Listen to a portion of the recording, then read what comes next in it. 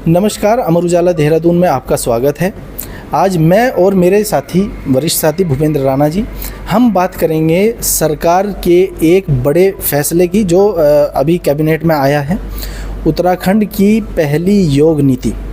और इस योग नीति का जो मूल मंत्र सरकार ने रखा है वो देवभूमि को योग और वेलनेस की अंतर्राष्ट्रीय राजधानी बनाने का एक लक्ष्य रखा है। तो मैं जानना चाहूँगा अपने साथी भूपेंद्र जी से। भूपेंद्र जी, ये जो योग नीति है इसमें क्या क्या खास प्रावधान किए गए हैं? देखिए, योग नीति हमारे 2022 से इस पे काम चल रहा था, तो सरकार ने इसमें कई प्रावधान, वैसे हमारे जो उत्तराखंड देखा जाए तो देवभूमि योग और साधना की भूमि रही है, पर लेकिन इस नीति पे सरकार का सबसे बड़ा फोकस यही है योग को किस तरह से बढ़ावा दिया जाए, उसमें किस तरह से निवेश आ जाए, जो योग के लिए अवस्थापना विकास है वो किस तरह से उसमें प्रॉपर तरीके से उसका विकास हो। तो एक तो सबसे बड़ी नीति में ये प्रावधान किया सरकार ने, जो उत्तराखंड में योग और ध्यान केंद्र बनेंगे उनमें सब्सिडी का प्रावधान किया है। अगर कोई पर्वतीय क्षेत्रों में योग ध्यान केंद्र पे निवेश करता है तो उसको 50% या अधिकतम 20 लाख की सब्सिडी सरकार देगी। अगर कोई मैदानी क्षेत्रों में ध्यान योग केंद्र बनाता है तो उसको 25% या अधिकतम 10 लाख तक की सब्सिडी का इसमें प्रावधान किया है। इसके अलावा इसमें तमाम चीज़ें हैं। ये नीति जो है 2030 तक लागू रहेगी। इसमें जो ये 5 सालों में सरकार ने जो है प्रदेश में 5 योग हब बनाने के लिए भी इसमें प्रावधान किया है, जिसमें मुख्य रूप से हैं, एक तो मुक्तेश्वर है हमारा, और व्यास घाटी है, टिहरी झील है, कोलीटेक झील है और जागेश्वर धाम है। ये 5 जगह ऐसे चिन्हित हैं जहाँ पे योग हब विकसित किए जाएंगे।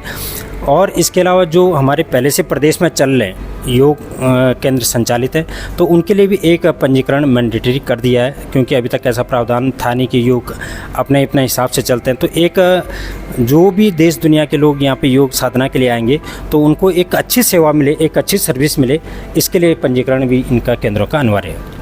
भूपेंद्र जी, एक सवाल ये भी उठता है कि उत्तराखंड की एक अलग पहचान योग के रूप में रही है। प्रधानमंत्री नरेंद्र मोदी ने भी यहाँ अंतर्राष्ट्रीय योग दिवस 21 जून पे बड़ा एक कार्यक्रम में हिस्सा लिया था, और यहाँ तमाम सारे ऐसे योग प्रशिक्षक भी हैं, तमाम सारे संस्थान हैं जो योगा में काम करते हैं। तो क्या योग के रिसर्च को लेकर भी सरकार ने इस पॉलिसी में कोई प्रावधान किया है? हाँ, इस नीति में सरकार ने जो अगर योग और ध्यान पे कोई भी एक अनुसंधान करता है तो हमारे पास उत्तराखंड में काफ़ी विश्वविद्यालय है, स्वास्थ्य संस्थान है, आयुर्वेद संस्थान है। अगर कोई भी और कोई एनजीओ भी अगर इसमें योग पे रिसर्च करना चाहता है तो उसका जो 10 लाख का प्रोजेक्ट होगा उसमें सरकार ने अनुसंधान के लिए एक अनुदान देने का भी प्रावधान किया है, और इसके लिए 1 करोड़ रुपये का इस नीति में एक निर्णय लिया है, उसको अलग से बजट रखा है। और जो योग अनुदेशक का है, जो योग ट्रेनर बोल सकते हैं जिनको हम, उनके लिए भी इसमें खास किया है। एक तो जो अनुदेशक हैं जो किसी भी संस्था में या होटल होम स्टे में जो अपना योग केंद्र संचालन में अपनी सेवाएं देते हैं, तो सरकार ने उनके लिए प्रावधान किया है, उनको एक योग सेक्शन के लिए 250 रुपये प्रति सेशन, यानी 1 महीने में कोई अगर योग ट्रेनर 20 सेशन लगाता है तो उसके लिए 250 रुपये प्रति सेशन के हिसाब से उसको इसमें नीति में अनुदान देने का भी प्रावधान किया है। इसके अलावा एक व्यवस्था इसमें ये भी की गई है, जो सर्टिफिकेशन कोर्स है, माने अच्छा ट्रेनर बने, उसको मान्यता प्राप्त, उसका प्रमाणीकरण हो, उसके लिए भी सरकार ने किया कि जो हमारा योग सर्टिफिकेशन बोर्ड से वो परीक्षा करवाता है इसका प्रमाणीकरण का, तो कोई योग ट्रेनर उस परीक्षा को पास करता है तो उसका जो भी परीक्षा शुल्क आएगा सरकार उसको रिफ़ंड करेगी, माने उसको वापस करेगी। तो इससे आने वाले जो हमारे 5 साल हैं इसमें लगभग 10,000 जो हमारे योग ट्रेनर हैं उनको एक रोज़गार का भी रास्ता इसमें खुलेगा। आपने रोजगार की बात की है, तो यहाँ 2 सवाल हैं।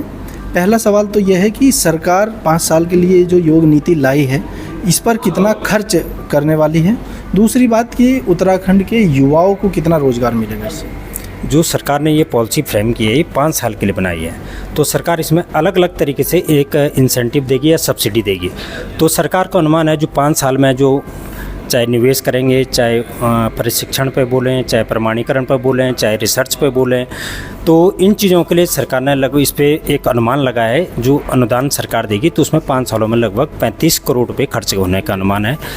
और जो इससे योग से अलग अलग पर्वतीय क्षेत्रों में भी, मैदानी क्षेत्रों में भी जो हमारे योग ध्यान केंद्र खुलेंगे, तो एक अनुमान है कि 5 साल में लगभग 13,000 लोगों को इसमें रोज़गार, प्रत्यक्ष रूप से रोज़गार मिलेगा, और अप्रत्यक्ष रूप से और लोगों को भी इसमें ज़्यादा मिले, तो 13,000 लोगों को इसमें रोज़गार मिलने की उम्मीद है।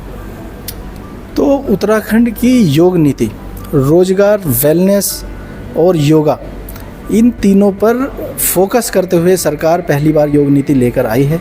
इसी तरह की और अपडेट्स के लिए जुड़े रहिए अमर उजाला के साथ। अगर आप ये वीडियो YouTube पर देख रहे हैं तो हमारे चैनल को सब्सक्राइब करें और बेल आइकन को दबाना ना भूलें। अगर आप Facebook पर ये वीडियो देख रहे हैं तो हमारे पेज को लाइक करें।